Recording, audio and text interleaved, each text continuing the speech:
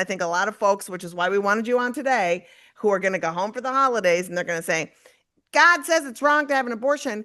And they're not going to cite where it says abortion in the Bible. They're going to cite all these other passages where they cite life, or I knew you Yeah. when you were in the womb, and all that shit. You just quoted Jeremiah. Before you were formed in the womb, I knew you. That's a very beautiful passage, and that people will quote it all the time. Now, the deal with that is that's God telling Jeremiah that he was always destined to be a prophet.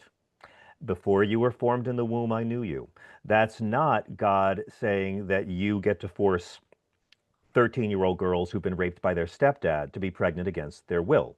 That's not God giving any kind of prescription about behavior. And most importantly, God is telling Jeremiah, that he always knew that he would be a prophet because God is supposed to know all that has ever happened and all that will ever come. When you read the entire thing in context, that's what this is about. God's not pronouncing any kind of commandments about all fetuses. He's saying your soul's eternal, okay? But later in the same book is Jeremiah's lament in Jeremiah 20, when things are going bad for him.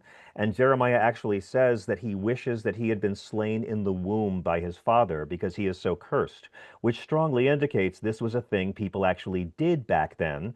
And it was very common because abortion did exist. We know from the records that abortions existed. There were many ways of ending a pregnancy, and God never saw fit to have Moses or Jesus or Elijah or the prophets or Paul ever mention it once. Listen to the entire episode of Feminist Buzzkills wherever you get your podcasts.